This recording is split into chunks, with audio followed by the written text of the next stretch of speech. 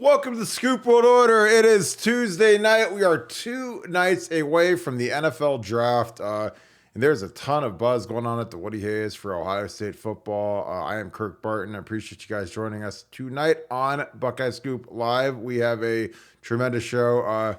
There's a giant offensive tackle coming in to visit from San Diego State, transfer portal kid. We're going to take a little look at his film. And we're going to break down where are these guys going to end up. This seems like a pretty dramatic NFL draft as we march the last 2 days. CJ Stroud, is he going to go 1, 2, 7, kind of all over the place. You got Paris Johnson, likely top 12-ish type pick. And Jackson Smith-Njigba is a guy that could go anywhere from about 7 all the way down to 23. Different mock drafts have him kind of all over the place. So really excited. So as always, we appreciate you guys. If you guys could shout out where you are from. Again, you guys have been doing this in the comments. I always get a kick out of seeing where you're from. If you're from Canton, Ohio, and you watch in Canton, Ohio every day, write Canton, Ohio. If you're in Massillon, if you're in Columbus, Naples, Florida, Japan, South Africa, France, Indonesia, you guys are all over the place. Appreciate you guys. It's fantastic. If you enjoyed the show, leave us a like. Click subscribe. And if you like our live shows, especially, click the little alert bell because you'll get a little alert on your phone or on your computer every single time we go live. So you'll never miss a live show.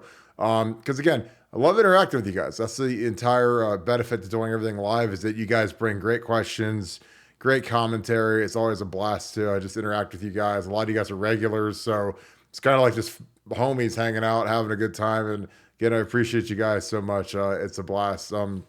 A little bit of Ohio State news. Caleb Burton is a kid that played a little bit last year. He is hitting the portal. Not surprising at all with Brandon Ennis showing up and then J.J. Smith the following year. There are going to be some superstars and there's going to be attrition. I mean, that's the hard part about when you're at Ohio State is that every year you're at Ohio State, man, they're trying to bring in another big dog, another guy to take your spot.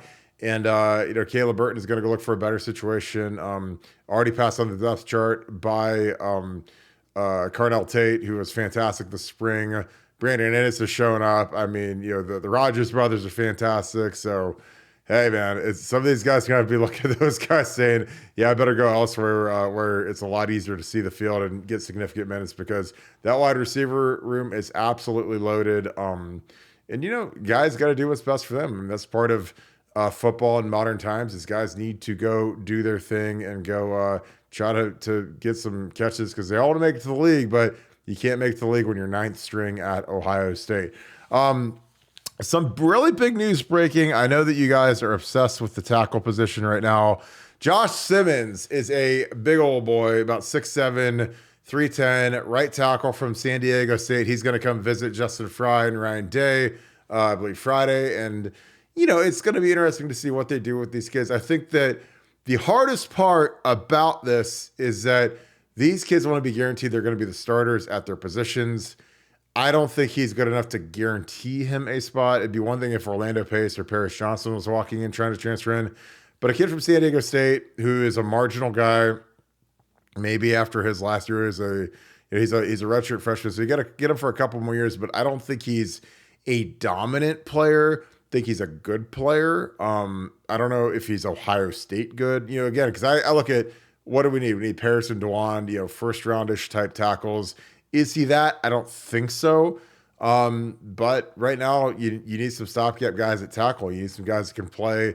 You need depth. I think that part of it is we're just significantly young because we had 3 guys enter the draft early out of the 5 offensive line starters, which is incredible. Something I don't think that's ever happened in the history of Ohio State. So when that happens and, the offensive line, you don't play a rotation. It's not like playing wide receiver where you play 5, 6, 7, 8 guys or the D line plays, 10, 11, 12 guys. On the O line, you play 5 guys the whole season. And then you might have Enoch or Donnie Jackson or somebody who's like that 6th guy, that tight end that they like to do.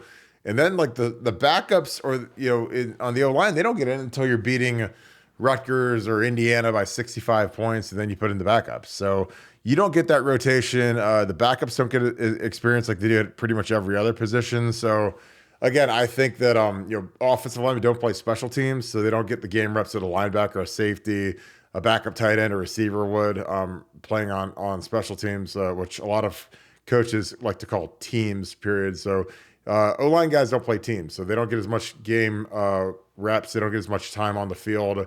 So it's hard. I mean, Justin Fry has to earn his check this year. And I think Justin's a fantastic offensive line coach, but man, you lose Paris. They don't pay you $1.5 million to coach Paris and Dwan. They pay you $1.5 million to coach Josh Fryer and Zen and Tigra and these guys that are sophomores and they're freshmen and they're a guard playing left tackle who blew his knee out at the Michigan game in 2021. Josh Fryer, those are the guys they pay you to coach. My German Shepherd dog could coach Paris Johnson to make him a first-round pick. It's not that hard. But when you've got guys that aren't Paris Johnson and you're a little short on the O-line, again, because, nobody really expected, except for me, for Luke Whippler to declare early. I knew Luke was going to leave by October, but it kind of shocked the coaches when he took off. And, if Luke was back, then you look at the O-line, you're like, okay, we can put Donnie at left tackle, got Luke in the middle, Matt, kind of fill that thing out. But, when Luke left, it really it was a little sucker punch, not a sucker punch, because I think Luke's, he made the right decision. I think he's going to be a really good center in the NFL, but it leaves you a little short when you have three guys leave early. Again, that's never happened in the history of Ohio State's offensive line, and it's just part of it. And really, we had three guys leave early this year, and we had Nick Petit leave early last year. So, you don't generally see offensive linemen leave early anywhere, let alone Ohio State. There's been maybe a handful since Orlando Pace and Corey Stringer left early. So it's a whole different ball of wax than the guys take off. So Josh Simmons is a guy, he's very intriguing. Like I said, I watched his tape. I was surprised. He's got some movement skills.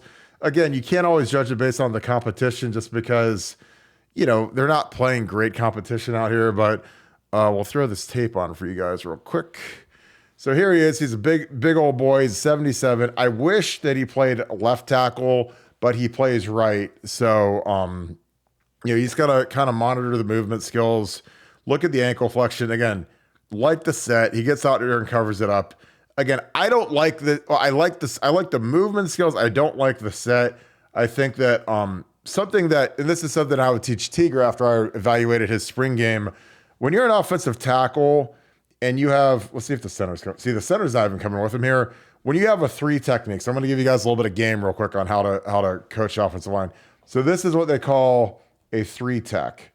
A three technique means he is on the outside shoulder of the guard. That's what this defensive tackle is called. It's called a three technique defensive tackle. It's like your classic Aaron Donald, your John Randall, your big time pass rushing guys, usually your three technique. And then over here you have your nose guard. He's over here in a G. When I went against a three technique, or when I coached tackles against three techniques, I'd always teach them to set vertically here, and I'd teach them to drag this inside arm kind of like this, so it's kind of in front of them, just to be cognizant of a stunt. There's a lot of times that the way he's jumping out here, if I'm the defensive line coach, I'm saying, guys, let's run a TE. A TE is, you go TE. That means that the tackle is going to penetrate here and pick. The D tackle is going to penetrate and pick off the offensive tackle, and then the D tackle is going to fake a rush and then work inside. So I used to run these on the scout team, so he'd be the first guy, he'd be the second guy. Tiger got beat on this multiple times in the spring game. If I could talk to Tiger, if you're listening, don't set the way you set versus a three technique. Just set vertically, make sure they're not doing this game, because this is a thing where with this technique, the way that he sets here, if these guys ran a TE, this would be like stealing, because, the guard would have to switch this and he doesn't really have anyone to switch it with. And the end would just it'd be free money basically for him. So, but I like the movement skills. Sorry, I just dropped a pencil on the ground. But, you just have to evaluate, some of the scheme stuff is a little different. Excuse me. Like my Apple pencil. Sorry, guys.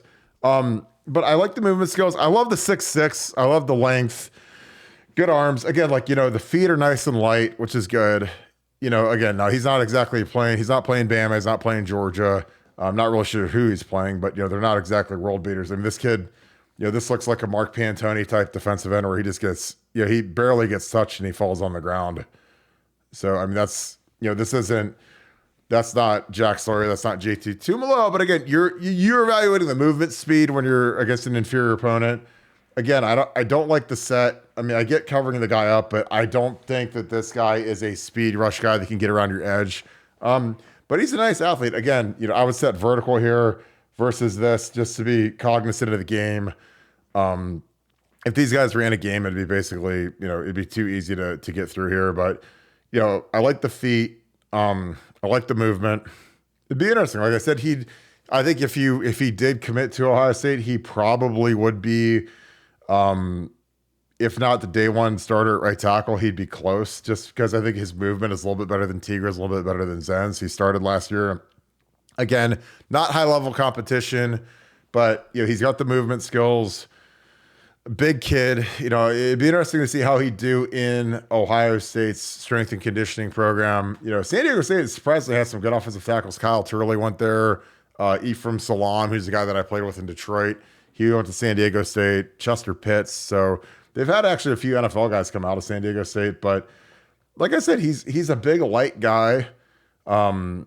He gets up there. I love cutting. Guys that cut are near and dear to my heart because there's nothing defensive linemen hate more than when you go after their knees. And you hit them in the knees, or there's a linebacker there. They'll hate you forever, which is great because you want your linemen to be nasty. You want them to get after these guys and put them in the dirt. So the run fits look good. Again, he's jacking this guy up here. Again, this is not good competition, but and again, I wish this play ran a little bit longer, but he's getting some impact in here. He gets his hands in nice. So like I said, there's some stuff to work with here. And again, we need to figure out who our tackles are going to be. Again, I would go Donnie and Josh Fryer at right tackle, but if you get this kid and you put him at right and you put Donnie at left, I think that'd be a really good start, but it just depends on what these guys want to do. But you got to have your best athletes out at tackle. Again, this is he's a little upright here. If you're going against a good defensive end, not this guy. If you're going against JT Tuimoloau or Jack Sawyer and your feet are surfboarding back like this vertically, they're going to put you on Jupiter because they're going to bull rush you into the next dimension with your feet that close together. You kind of like, when he makes contact here, again, this guy doesn't have the requisite power. He kind of look like a bowling pin. You guys all go bowling and it's like, if you get hit with your feet like that, you're going to get knocked out and you're going to be on the highlight reel for some defensive ends draft tape. But again, like I like him. He's got, again, these are really short clips, but he's getting into the guy. He's again, it's something where the talent that they're going against isn't great, but he's got size, he's got light feet. Again, is he Paris? No. I don't know how strong he is, but and again, if you coach him up, again, he's only a redshirt freshman, so he's got a lot of learning to do. But he gets out of his stance quick. Like I said, I think that there's some tools to work with him. He's a guy that you can't promise a guy like this a starting spot, but you say, hey, you'll compete, you'll be in the first two huddles the first day you get here, and then you just work it out with Tigra, work it out with Zen, and figure it out because you need pass protection. Again, I think that here's some one-on-one pass pro. Again, stance is a little funky. It's interesting they don't have knee braces on here, but he gets out quick. Again, this is a pure speed rush guy. 30 is probably about 210 pounds. Trying to go around the edge. Does a really nice job getting that inside hand on him, turning him, flipping his hips, and pushing him past the pocket, putting him in the dirt. So here they got the knee braces on there. It's a little bit more like it. But again, like the set's nice. The jam's there. Covers him up good. And again, this is not JT Tuimoloau. This is not Jack Sawyer. This isn't, the big time guys he's going to go against at Ohio State, but you're just evaluating the movement skills. You want to see, can the guy get into the spot? Can he get to his spot? How are his hands? And I like him. Like I said, it's just, you keep, you watch these one-on-one pass rush drills they're kind of stupid. I kind of hate them, but you can evaluate movement skill. You can work on some things, but I've seen this drill ruin kids. I think it's good to do for, some basic technique stuff, but it's not real football. And I think that there's too much stock put in one-on-one pass rush. I've seen guys that literally could never win a rep at this drill, and then they go into a game and then they can lock down really good players because there's more of a swirl of things going on between the run and pass. But his hands are nice. I don't like the outside hand down the middle here. I think that's really risky. Again, against a guy like 39 who, this guy would never play at Ohio State, but you can do that kind of stuff. But against a good player like JT Tuimoloau, he's going to, you put that right hand down the middle, it's like death essentially. But What do you guys think? Put it in the comments. Love to see what you guys think of him. Um, you know, great question, Jesse. So I trained Reed Fraggle when I worked with Urban. I was the offensive tackles coach. Essentially, he kind of made me he said, "You're the offensive tackle coach." He gave me Reed. He gave me Daryl Baldwin, two guys that were conversions from one from tight end, one from D tackle. And Reed was a good player. I mean, he was a guy that a lot of talent. It was a lot of work, and he put in a lot of work. But yeah, I really liked Reed. So we got a little bit of high school film here too, just so we can kind of get a little bit of game film. Where's he at? Let me see. See, I think he's playing. He played defense too. So he played D tackle. So you got some D tackle film. Here he is playing guard. He's a big guard. He looks heavy here, but he played both ways in high school. So you'll see him playing a little bit of D tackle. But again, it's just like a little bit more than just his San Diego State stuff. Again, they have him in at guard here, which is crazy because he's a 6'6" kid, and you'd think they'd always play as a tackle. But he looks like he's lost some weight. He looks a lot lighter now in college. There's a nice finish. Like I said, he looks more explosive at San Diego State than he did in high school, which again, I think it's probably strength and conditioning. I think they probably got him a little thinner because it looks like he moves a lot better then. But again, he's playing D tackle. He's getting up the field, and you just try to evaluate what you guys can evaluate. We're gonna do some draft stuff too here. Do you guys? What are your plans for the draft? Toss that in the thing. If you guys have questions, I think that the CJ Stroud thing is kind of the fascinating deal of this year's draft with the amount of smoke that's going on with CJ. I can't imagine him falling past 4 with the Colts. Doesn't sound like he's going to go 2 now for whatever reason. I think it's a godsend that he doesn't go 2. I think that the Houston Texans right now with a defensive head coach, no skill players whatsoever. They have a fantastic left tackle, but that's kind of it. I think that first spot is the ideal spot for CJ just because, you have Frank Wright, who's a quarterback guy, quarterback coach. They took a left tackle first round last year.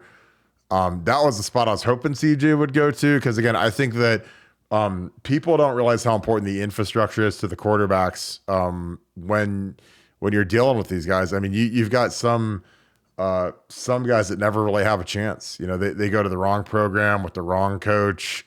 I think that if you can get to an offensive coach that really understands quarterback play and understands offense, it's really beneficial for quarterbacks. So I'm just hoping CJ goes to a good program. I hope he goes to, I think Indy would be a decent spot just because, they've got Quentin Nelson. They've got a couple linemen. They're not in a total rebuild, but they're pretty close to being in a rebuild. They got a decent defense. I think Houston would be just an absolute albatross for him to go to. But yeah, I'd love to see where you guys look for some of these guys to go. I think that I'm gonna pull up a mock draft here and we'll just kind of go through what are some potential spots for Paris. This is a really interesting final mock draft. They had the Ravens taking Anthony Richardson, which is crazy. So we'll just go through this final mock draft of Bucky Brooks, NFL.com. So he's got Bryce Young going 1, which doesn't surprise anybody at all. Tyree Wilson, who is a senior defensive end, going 2. That would be crazy, especially given their quarterback situation right now. I think that would be a little risky. But again, I've seen crazier. Will Anderson going 3. I think Will Anderson is the best player in the draft. Give me 1 second. Energy drink. Shout out Celsius. I think Will Anderson is the best player in the draft. So, if he goes 3, that works. You slide it down. There's CJ at 4. Again, I think that's the best spot for him. Andrew Luck did well there. Peyton Manning did well there. Close to home. It's not a crazy media city, which is good. It's a little more Midwestern, a little more. It's less daunting than going to a bigger city. Christian Gonzalez going 5 overall. Let's see if I can get this off here. And then you've got Jalen Carter at 6. Again, I think he's a guy that could go anywhere from 2 to 6. I think that honestly, if the Texans took him at 2, I think it'd be a great pick. But I think that, you need to find your quarterback cornerback from Illinois. This is a crazy one. So Lucas Van Ness at 8 is a guy that didn't even start for Iowa, and he's likely going to be a top 10-ish type pick. And I don't know how you pick a guy that couldn't start for his college team in the top 10, but that's why NFL people are morons. This is the one. So the Bears taking the kid from Northwestern. I think you should take PJ there. I think Paris Johnson has the upside of be a Tyron Smith, be a Hall of Fame type tackle. But I think Skoronski is going to go ahead of him. I think that the scouts are pretty unanimous in that they think that he's a more polished player. But, Paris is he's a true junior. He's 6'7". He's got longer arms. His arms are about 4 inches longer than Peter Skoronski. He's a good player, but I just think Paris has no ceiling on what he can do. So, if Paris reunites with Mike Vrabel, then the Titans are my new favorite team because you have Nick Petit-Frere and you have Paris Johnson side by side as the battery for the Titans. So you have your left and right tackle are both Buckeyes. So I'd be really excited about that. Will Levis going 12 is a crazy one. Again, like could he go 12? Could he go 2? Who knows? If Nevadabuck was on here, Dalton Kincaid going 13 would be absolutely hilarious. Bijan to the Patriots makes no sense. Broderick Jones is a guy that could jump in front of Paris. There's been a lot of buzz about him. He's a left tackle from Georgia, super talented. Joey Porter is a guy that we torched last year. And we're going to get into Jackson Smith-Njigba at 23. He's the last Buckeye. I do not think that Dwan is going to go in the first round. So that'll probably be it for the Bucks. I don't think Jackson lasts to 23, but again, I've seen crazier things happen in the realm of the NFL draft. Where do you guys think, in the comments, I want to know, where do you think CJ Stroud ends up? Because, I think that CJ is a guy that could be all over the place. But I think Indy makes a lot of sense. The Texans make a lot of sense too, but that's going to be the big intrigue of Thursday night is when you have CJ Stroud. Where does he go? Where does Jackson Smith-Njigba go? I can't see Paris slipping past the Titans. It just seems like they cut Taylor Lewan. That left tackle spot is just such it's a wide open spot with Taylor being gone now. They got to get younger. And I think that they've got a really good chance. I mean, I think that, for his family to go to the Titans, Nashville, Tennessee, for Monica Johnson, Mike Daniel, and that whole crew, which is Paris's mom and stepdad, it'd be fantastic for him, So, but yeah, it's all jazzed up right now. I just want to see where these guys end up.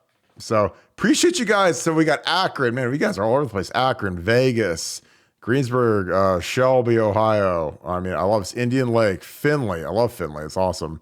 I don't think Caleb Burton played last year. He might have gotten in late in the game to redshirt. We got Vegas in the house. Got Buford, Georgia, New Albany. I love it. Yeah, I think. I don't know. Like, I think Stroud. I don't think he ends up in Vegas just because they just signed Garoppolo for a fortune. So, it's going to be interesting to see where he ends up. It looks like we got Nevadabuck joining the show now. So the headphone bandit is on here.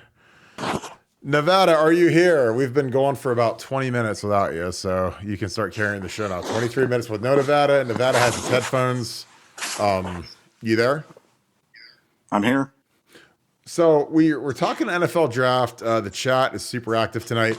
Where do you think CJ Stroud ends up in the NFL draft?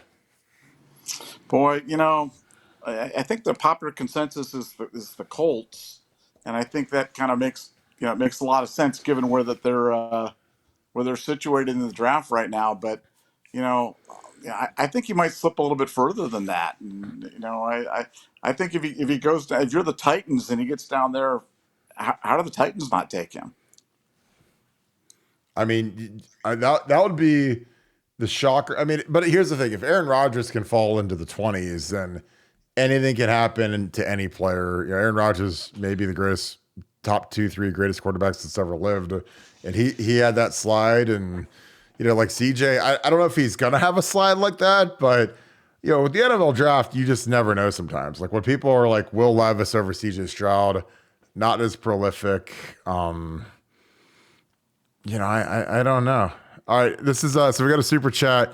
So it says, okay, appreciate you, Pedro. CJ to Houston if it's guaranteed. Jackson Smith and Jigba at 12. I mean, that's what I would do if I was Houston and I could take both those guys. If I could take CJ at 2 and then Jackson Smith and Jigba at 12, like why wouldn't you? I mean, Houston has no receivers of note. They got rid of Brandon Cooks. I think that if you could draft a battery, I think it's super intelligent to do. I know the Bears aren't going to do that because they've already, they wasted the pick on Chase Claypool and they traded for DJ Moore because it makes sense to get Jackson Smith and Jigba for Justin Fields, but I don't think they're in the market for that. I think that they're going to take a left tackle with their pick, but yeah, I think CJ's going to end up being the story of the draft. If he goes past 2, where does he fall to? I mean, I can't imagine him slipping past 4, but if the Colts pass on him too, I mean, who knows? I mean, and then does somebody trade up to get him? Does he go to Vegas at 7? And they groom him for a few years behind Garoppolo after they gave him that big fat deal. So I think it's gonna be crazy. And shout out to Temecula, my boy Todd from Temecula. Yeah, we got about 100 comments on where people are watching from. We got East Tennessee, Alaska, Steubenville. So appreciate all you guys. Yeah, Noah Brown's in Houston now, which again, I think Noah's had a really nice NFL career for Noah Brown, but if you could add Jackson Smith and Jigba to that roster, that makes a lot of sense, man. Because especially if you get CJ at 2, but I just don't. Would you be Nevada? Would you be stunned if Jackson Smith or if CJ Stroud actually did end up going 2 overall? I would be stunned. Yeah, at Yeah. this point, I would be extremely stunned. I've talked to people that are out there in the agent community, and they just feel like every draft there's one kid that just kind of falls, and it happens. And the results on that are mixed. And like you said, Aaron Rodgers is one of the great stories where had a first ballot Hall of Fame career. So it doesn't really mean it's not how you start; it's where you finish. So, but I'd be stunned if you went 2 right now. I don't think Houston likes him. I don't think Houston likes him, and um, yeah, I think I think there's a real good chance that he slips. And like I said, when 1 and 2 slip past you, then you wonder if 4's like licking their chops, or are they just going, we'll just pass and let them go on down. But yeah, I think CJ is going to slide, and I think it will be interesting to see where he ends up. The best thing for him would be to end up in a situation where he doesn't have to play right away. Plays like Vegas where he could sit behind a Garoppolo, where he's not expected to come in and be the savior or the guy that's got to step in day one, because you know how difficult those situations are. You always preach about playing quarterback at any level is really about your infrastructure, and those teams at the bottom don't have a lot of infrastructure, and trying to put it all on CJ. I mean, look at CJ's life up until now. Okay, it's like, okay, CJ, let's go play football. Here's your wide receivers: Jackson Smith and Jigba, Chris Olave, Garrett Wilson. We'll give you multiple offenses, All Americans on the offensive line, All Americans at running back, great tight ends. Ryan Day's I mean, it's been a pretty blessed existence right now. At the NFL, it's not. It's going to be the exact opposite of that. He's going to be all of a sudden he's going to become Purdue instead of Ohio State, and he's going to have guys flying in at him, and not great wide receivers, and not great tight ends, and not great offensive linemen. Um, and I think it'd be better for CJ personally, because I don't look at him and say finished product. I think it'd be better for him to sit a couple years and learn and grow, and be better prepared to take it over in that situation. So this could be a blessing in disguise. Yeah, I agree. I mean, I'm telling you, if I'm a quarterback, man, and I can slide down the board and go to a good franchise and not go to some place where I'm going to get pulverized, like, because again, there's just something to me that like Houston just seems like it's like death's door for a quarterback. Deshaun Watson wanted out of there really bad. CJ Stroud and has David Mugliata, who's the agent from Athletes First. He's one of the power agents in the NFL. Same agent as Deshaun Watson. So I think that definitely is a something because, David drove Deshaun out of there. Deshaun did not want to play there, so they forced the trade to Cleveland. Obviously negotiated that unbelievable deal where you got all the money guaranteed, $230 million guaranteed. But I just think that again, I've said it 50 times, but if you're a quarterback and you have to go play for a defensive head coach, who's again, like I'd want to go to an offensive specialist. I just think that when you look at the guys that are really good and really developed quarterbacks, like the Andy Reeds and I mean, even Nick Sirianni with Jalen Hurts, who's now the highest paid player in the NFL, it just is advantageous. Mike McDaniel in Miami, if you go into those high flying offenses and you've got a guy that really understands offense, as opposed to a defensive guy who was a linebacker in D'Amico Ryans, and again, a fantastic player, really good player at Alabama, really good player in the NFL, but it's going to be a defensive driven program. Like when I played for Lovie Smith in Chicago, Lovie's a fantastic coach, but he's a defensive guy. So, you're kind of at the mercy of like a Ron Turner as the offensive coordinator. And it just doesn't yield great results for the offense because everything kind of revolves around the defense based on the head coach. When I played for Mike Singletary with the 49ers, like the whole organization was defense and running game. So Alex Smith, who is a really talented quarterback, never developed there until Jim Harbaugh showed up, and then they ended up shipping him to Kansas City, and he's pretty good at Kansas City. I made a couple Pro Bowls, but I think it's going to be really interesting to see CJ slide. I mean, he's going to be the guy in the green room that they're going to have the cameras on and how he handles it. But again, I think, man, if you're a quarterback and you can slide into a better situation, it's just advantageous, man. Because again, like if I get to go to the Colts and I've got Jonathan Taylor to hand the ball to, that's a win for me. You got a guy who's a horse, who's a top 2 or 3 running back in the league.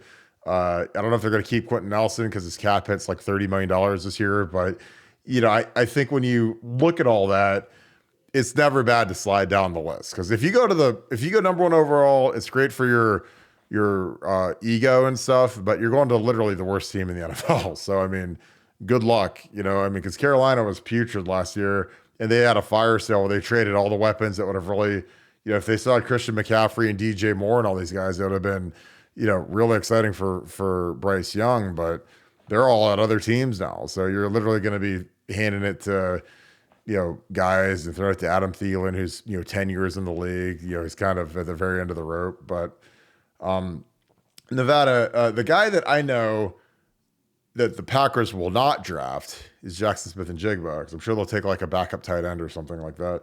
Where do you think Jackson Smith-Njigba ends up? We showed a mock draft before you got on where he went 23rd overall to the Vikings, which I think would be terrifying if he was with Justin Jefferson. Where do you think he goes? Maybe not, if it's not a team, is it a top 10, top 15, top 25? Where do you think his ceiling and floor is in this draft? I think he's a top 20 pick for sure. Like, hey, I know the Jets need to pick offensive linemen to protect Rodgers, but man, can you imagine adding Jackson Smith-Njigba with Garrett Wilson there and Alan Lazard for the Jets? That would be that would be fun. That would be fun. So no, I think he's a top 20 guy. In fact, yeah, I think he's a borderline top 15 guy. I would be shocked to see him down in the 20s. Just, for the simple reason is you saw guys go 8, 9, 10 last year in Wilson, Olave, and JMO, and they're all similar players to Jackson Smith-Njigba. And you look at the impact, obviously Jameson Williams was injured, but Wilson and Olave just were outstanding, and those were top 10 picks. And I don't think any of the teams that took him regret it. So I would be shocked if Jackson Smith-Njigba isn't a top 20 pick this year, and I think somebody's going to get some real good value when they take him.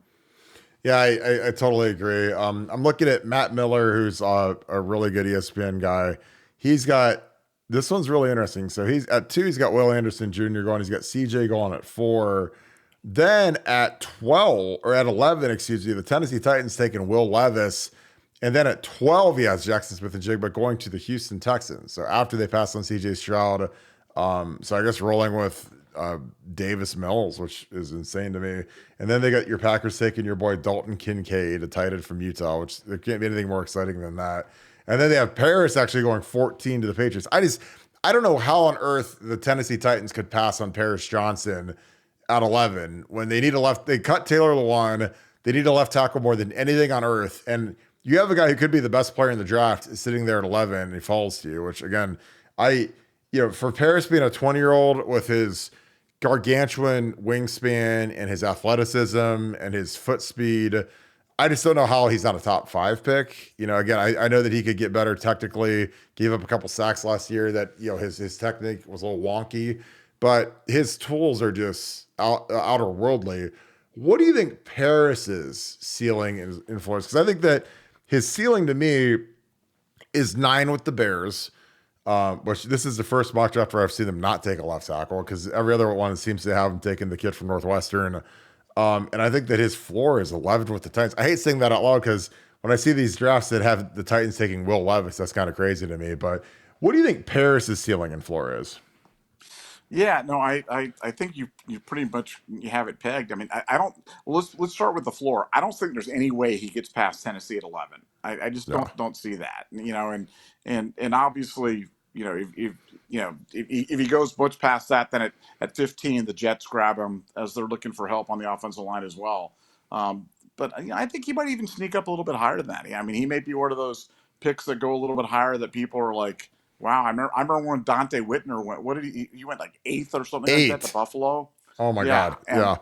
Yeah. and there were people that were questioning whether or not he should even have declared to go early, and all of a sudden he goes with the 8th pick. So I think I think that he might sneak up there a little bit higher. I think Paris could be a guy that maybe at 7 or 8 that you see somebody take a sniff at him because as you said, he might end up being the best player in the draft and certainly the best value.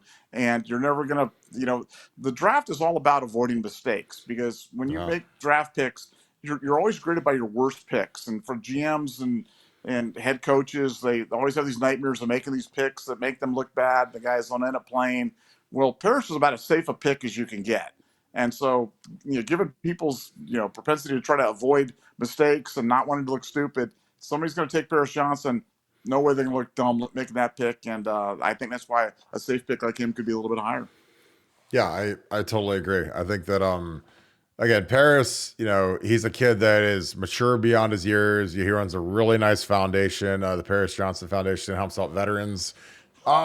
His mom is raised him right. Like that kid has got it on point. He graduated in 3 years, first team All American. He's about to be a first round pick. So again, I don't see the downside to taking Paris, and I just see massive. I see NFL Hall of Fame type upside with what Paris can do. So Matt Miller's mock draft on ESPN, he actually does all 7 rounds. So at 61 to the Chicago Bears, he has our boy Dwan Jones, Nevada. Does Dwan, if the over-under is at 61, and I want you guys that are watching right now to put this in the chat, put it in the comments, over-under 61, which is literally right at the end of the second round almost, on Dwan. Does he end up before 61, after 61? I could see him slide into the third round. I could be crazy, but again, he's a different cat. He's 6'8", 380. Kind of rubs some teams the wrong way by not working out at Pro Day. Refused to step on the scale at Pro Day, which, never a good thing when they say, hey, we jump on there and see if you weigh 400 pounds or not. So that was kind of funny by Dwan, but he didn't do anything. After that first day at the Senior Bowl, man, he cashed out. And but do you think Dwan 61 above or below?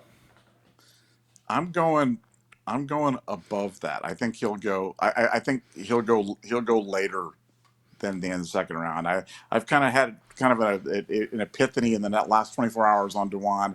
I was thinking that he'd be a second round pick, and now I think it's going to go lower than that. I do think he has rubbed teams the wrong way. I don't think he did particularly well during the interview sections, and I think that kind of his lackadaisical take some plays off kind of attitude is making teams wary about wasting a super high selection on him. So I got him in the third, maybe even the fourth round. Yeah, again, he's a guy who's a right tackle only, 6'8", 375. Like, and that's when he's been working out and cutting weight. So, I mean, again, like Orlando Brown Jr. just signed up with the Bengals, massive contract, multiple year Pro Bowler. That is the guy that Dwan should send, I don't know, a gift card or buy him a Maserati or something, because that's the guy that's the prototype, supersized tackle.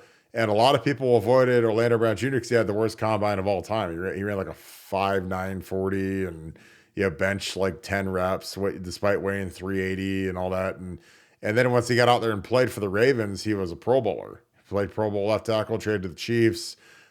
Super Bowl champion, gave up no sacks versus the Eagles, who had like 78 sacks going into the Super Bowl, and just signed a huge deal with the Bengals. And I've known that kid since recruiting, loved him and his mom, great kid, and I'm very happy for him. But that's who Dwan's comping to right now. And again, I think that, if Dwan can lock in, he can have that kind of career, but he got to lock in, man. It's tough. You go to the league, he's the guy that needs to be in the right program and have the right coach and the right stuff around him. And he's the guy that has no ceiling, but where he goes will dictate how his career goes. Right after that, 62 was Dwan, 64, Luke Whippler to the Chicago Bears again. That's literally the first pick of the third round. Luke Whippler, does he sneak into the second round, Nevada? Does he go third round? Over under on 64, which is the first pick of the third round for Luke Whippler. Again, I'm probably going to go higher than that. But having said that, we've talked about this before. But when you look at the success of the recent run of Ohio State centers, a guy like Whippler's, a real valuable pick. I mean, who would have thought that Josh Myers could have just headed right out and step in for Corey Linsley, the highest paid center of all time, and not miss a beat? And the Packers, would they get Josh in the second or third round or whatever? Well, I know it wasn't the first. Yeah. So, for a guy like Whippler, and what was Corey? Corey was a fifth round pick or something. Yeah. So, yeah. I mean, if you're drafting and you're looking at Ohio State centers, I mean, that's something, and that means something. And if I'm a team drafting and I have any kind of a need, along the line, in the center line, I think Whippler's another safe pick, another guy that I think his bust potential is really limited. His bust outcome is really only limited to potential injury or something which is really true for every player. But no, I think he goes higher than 64. But I think he's a great value for someone who can get him. Yeah, I totally agree. Last one we'll do, Zach Harrison. They have him going 67 overall to the Broncos. Over under 67 for Zach Harrison, Nevada. I'm going over, and I higher later, not 67. I'm just not as high on Zach Harrison as a lot of people are. Not that I'm not trying to be Mr. Mean or anything like that. No, of course not. I don't see it in Zach. I think he plays a little high. I think his first step generally is up, not forward. And I think that's why he, I always found him to be, in my opinion, to be a little bit underachieving when he was in and it had nothing to do with him being a 5-star, being compared to Bosa. I'm just looking at it just as an elite defensive end, because that's really what you need at Ohio State is elite defensive ends. I don't think he ever lived up to that rating. I know PFF loved him, some Zach Harrison, and some teams gonna love some Zach Harrison, but I just don't see it. I don't see that burst. I don't see that that Baron Browning, that Draymond Jones. I mean, I don't see that Davon Hamilton. I don't see that stuff that you can't get from somebody else. And so I'm selling my Zach Harrison stock. And again, not trying to be mean. Love all my Buckeyes. Appreciate everything they did for him when he was here. But I think teams can do better. Yeah, I think Zach is a guy that has, he has good talent. I think he was hurt by the fact that he wasn't able to run his 40 and pop off a big time. He was the guy that people thought was going to be a workout warrior, but that was kind of what his whole thing was. Watch, he's going to run a 4.5 and he's going to weigh 270 and whatever, but he couldn't run his 40. He got hurt, pulled a hamstring, whatever. I think my problem with Zach Harrison is he's just too easy to block. He's a guy, it's kind of questionable. And again, I'm not saying there's anything wrong with the kid, but he was a captain his junior year. He was not a captain his senior year. They made Tyler Friday a captain who didn't play at all. They made Court Williams a captain who didn't play at all over him. So he had a chance to be a 2-time captain. And for whatever reason, Ryan Day did not make him a captain for his senior year. So it's weird when you have a guy like him and Taraji Mitchell as captains as juniors, and then they come back for their senior year and they're not captains. So, and obviously Taraji has taken a 6th year at Florida, transferred out. Zach's in. I lied. We're going to do one more. They have Ronnie Hickman, who declared early before the Michigan game, and then his play just fell off a cliff. Did not have a good Michigan game, did not have a good Georgia game. They have him going 209, which is towards the end of the 6th round, to the New York Giants. Over under 209 for Ronnie Rocket Hickman, Nevada. And everybody in the chat, you can also do the over under as well. I'm going to go under on that one, even though I thought that I thought Ronnie's play really tailed off, and it was before the last couple of games. I thought his play like the last 6-7 games really just wasn't impactful. I think he was just a guy.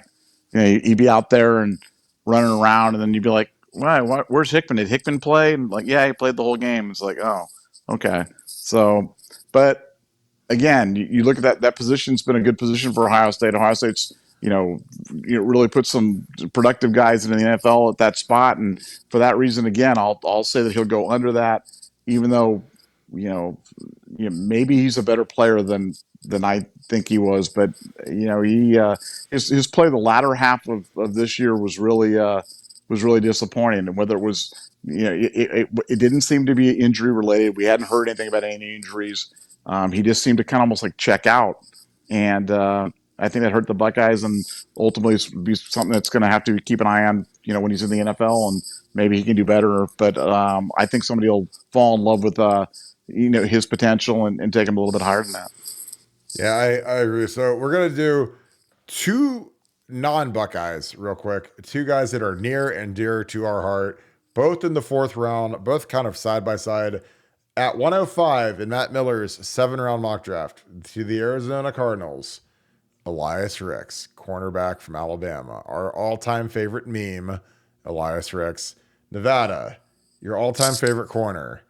Over under 105 for Eli Ricks, the guy who still maybe could be a Buckeye one day. He could be a Buckeye. He could be. He could be. We have him on Portal Watch right now. We have him on Portal Watch. I've got it on good authority. Come on home, Eli. Ryan Day's begging him. It's like, we need a tackle and we need you, Eli. Please come to Ohio State.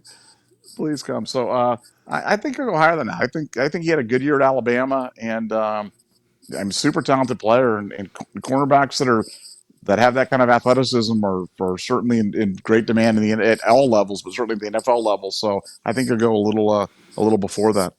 And then our last one, pick 111, mid fourth round to the Cleveland Browns. Henry To'o, linebacker, Alabama, my hero. He's still trying to move to Columbus. He didn't quite get to Columbus yet, but maybe he'll get the U-Haul squared away to Columbus. Over under 111 for Henry To'o. I think it's gonna be later than that. Well, who's the other? Don't the Browns have a Taki or something like that on their team? Yeah, like Taki. They could have Taki and To'o. That'd be amazing. Oh, that would be the great. For that reason alone, I hope that happens. So Taki and To'o, that would be great, man. That would be super awesome. That would be a play-by-play guy's dream, a color commentator's dream. Well, that's it, man. We broke down the portal tackle. First 20 minutes, big old boy. Looks like he's going to be visiting on Friday. Again, Nevada, he's from San Diego State, redshirt freshman, started some games last year, decent feet. What are your thoughts on bringing in a portal tackle? Do you think it's worth it? Do you think it upsets the room? I don't know how good this guy is. Like I said, he played at San Diego State, which isn't quite playing at Ohio State or Clemson or Georgia or Bama. Is it worth bringing in a portal tackle? And are we going to bring in two portal tackles and pay them both $1 million? No, we're not bringing in two portal tackles. And here's the challenge. And this is what people have to remember about the offensive line position. And you and I've talked about this before, but this is really an important point. Offensive line, even though you're starting more guys than at any other position on the field, you've got 5 guys starting the offensive line, you generally play fewer guys than any other. It's not like defensive line where you're doing hockey line shifts and you're playing 8, 10, 12 guys on the defensive line.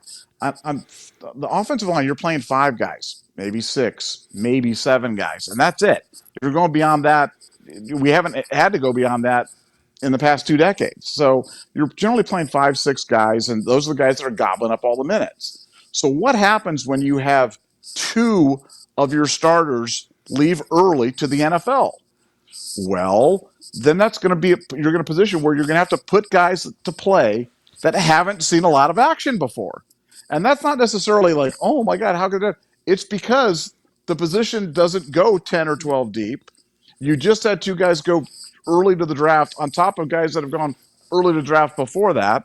And so what you've got is a very inexperienced room. So if you're going to bring somebody in, just make sure that they're a Jonah Jackson or a Justin Fields at the quarterback position or a Trace Sermon at running back, somebody who's a can't miss. Don't just fill with a guy. And I'm not sure about the tackle from San Diego State. Justin recruited him coming out of high school. I would hope that he's got a better read on the kid than most people do. Having said that, Justin Fry brought in Cutler from La Tech, and Cutler's just a guy. I mean, nobody's. I mean, I haven't heard anything from anybody that's like, "Wow, he's unbelievable." He's just a guy. So, does Fry lose credibility with me on that? A little. I mean, a little. When your first portal move is a guy that really, I'm not saying he can't ever play here, but right now he can't play here. So it does bring into question what he's doing. And I have serious questions about the quality of guys in the second portal window. Just you go across college football and you look at these guys that are, if you're in the portal in the second window, if you're really good, you're going to the NFL. Yeah, if you were really good before, you're coming before this window because you want to go through spring ball. If you're coming through at this point in time, boy, it's really, I mean, I'm not saying it can't be done, but it would be really questionable to me that you're going to find some starting gem at a position of need for a team like Ohio State. I'm skeptical Hippo on it. Maybe this guy's the answer. I guess we'll find out. And here's my thought, just from being in the situation where, you're a redshirt freshman, you started last year. Why would you ever go through spring ball or even sit out spring ball and wait around to go to your new school? Because I think spring ball is critical. I think that winter conditioning is critical. I think you want to get familiar with your teammates, with your surroundings, with your strength coach, with your position coach. You want to learn the offense. So, if you're really serious about playing football at a high level, you need to transfer in that first window so that you can go get to know your teammates. Like Davison Igbenogson did it perfect. He got here. He was great in the workouts, really earned the trust of his teammates, his coaches. Guys on defense speak very highly of him. They say he's a competitive guy, works, keeps himself. He's not some idiot. And again, I think that's, you start building trust. So when spring ball hits, then all of a sudden the coaches and your teammates are like, okay, this guy, he's a dog. He was really good in the workouts. He worked hard in the gym. He assimilated with the culture. Where now when you do it after spring ball, you're going to get here for summer conditioning. You're not going to have any time to learn the plays. I mean, you'll be learning them kind of by yourself, with your position coach or with the GA, trying to learn it, but you're not getting the physical reps, the mental reps of doing it in spring ball, which is, again, this is why spring ball is so critical. And then, you're going to start camp in August, and, it's like to get to Ohio State and start off at summer conditioning. It's like showing up. You've never really, you've run a little bit, but then you got to go run the Boston Marathon or something. Like you have to build, they kind of ramp it up. They do the winter conditioning where it's a ramp up. Then they do spring ball, and then summer conditioning is a higher ramp that starts. And, again, if I was in this kid's shoes, man, I would have been here in January and I'd have been ready to rock and get to know my teammates, get to know the scheme. So then when you hit training camp in August, everything's second nature in terms of learning the playbook. But that's my opinion. Again, I think it's a fairy tale when people talk about we're going to get these great tackles out of the portal. We might get a guy, but the great guys are gone. There weren't any great guys at all in the portal this year. The guy went to USC from Washington State. He wasn't a great guy. Just a lot of meh guys, and I think that when you lose 3 guys early to the draft, it is a massive rebuild on the O-line. And again, Justin Fry, this is year he's going to earn his money. And I love Justin Fry, but I've been in rooms where you've got the horses coming back, and I've been in rooms where you got to train the horses essentially, so you have Paris and Dwan coming back because Greg Studwar did a great job recruiting and getting those guys in here, because Dwan was a 3-star basketball player that he took as a monster project, and he turned into an NFL draft pick. And Luke Whippler was a guy that left early after 3 years, which nobody planned on. This is where you earn your check. You don't earn your check coaching Paris Johnson. You earn your check coaching these guys. So, and get them up to speed to mimic the production of a Paris Johnson. Again, it's kind of like Moneyball. Like you lose Jason Giambi and Johnny Damon, and you got to replace them with, uh, you know, uh, some designated hitter and David Justice and whatever. That's kind of what the O-line's got to be like this year. You lost Giambi, you lost Damon, you got to replace the production, and it's doable if you get creative with the pass protections. If you get creative with your play calling, you can help these guys out. Don't put them in empty. Don't have them, out on an island by themselves, versus really good players. Because again, you have to remember when you're at Ohio State, 10 or 11 of the 12 teams on your basic schedule don't have pass rushers that can really affect you. There might be, Michigan might have one, Penn State might have one, but when they see JT and Jack Sawyer, those guys are better than every team we play against pass rushers. They're best pass rushers. So, they don't want to get in the playoffs. You got to go see Georgia, go see Bama. Then you got to level up a little bit. But, you've got a long window to get these guys right. You've got 3 games versus, we play Indiana, Youngstown, New Hampshire, or Antarctica, whoever our third game is. And then you play at Notre Dame. So you got 3 games to get these guys seasoned up, ready to rock, and it'll be good to go. Nevada, we're going to wrap this thing. A lot of great sports on tonight. 2 nights out from the draft. Any final thoughts for all of the great people watching tonight? No, still on commitment watch. Commitment watch could be imminent, so keep an eye on Twitter. Keep an eye on thing. We are definitely on Panda Watch day number 4 right now, and I think it could be happening. So stay tuned. And Elias Ricks still could be coming to the Buckeyes as well. I ordered my Elias Ricks #1 Buckeye jersey. 1 is open for him, so I'm excited about that. So, well, we're going to wrap this. Again, great show. We appreciate you guys. Thank you guys for kicking it with us, as always. Would love your thoughts on, would you guys tune in if we did a live NFL draft watch party? I've been kicking that around a little bit. Maybe at least for the first, 20 picks or so. That'll probably take a couple hours, but I'd love to kick it with you guys. I love the NFL draft. I love it's a Thursday night now. But love your thoughts on that. I hope you guys are doing great. Again, shout out where you're from. Do it every episode. I never get tired of reading it. Even if you write it every single day. If you're in New Albany, you're in Temecula, wherever, do it every day. I love that. It's awesome. So we appreciate you guys as always. If you enjoyed the show, please leave us a like, click subscribe, and also click that little alert bell so that when we go live, you guys are ready to rock and you guys can bring those great questions like you guys always do. So I am going to go jump on BuckeyeScoop.com. This has been absolutely on fire. We had a huge chat today. Got the bank chat coming Thursday. We have a big NFL draft there that's already popping off. People are making predictions, projections. It's the place to be, man. And we are breaking down film, breaking down recruits, breaking down transfer portal targets. It's just nonstop action. If you're a huge Ohio State supporter, which I know all of you are, you need to join BuckeyeScoop.com because it is the #1 site for Ohio State sports and intel. So we got some new stuff coming. Might be getting into the wrestling game, man. I mean, the wrestling program really wants to start covering them. I talked to Tom Ryan. I think it'd be fantastic. I love wrestling. It's a great sport, great people behind it. So we'll see where that takes us. So hope you guys are doing great. Appreciate you guys as always. Thank you so much, Buckeye Nation. Thank you, Scoop family. You guys have a great rest of your day. I'll talk to you guys tomorrow, and we're getting close to that NFL draft. So let me know if you guys want to tune in for an all-night draft chat. Talk to you guys soon. Go Bucks.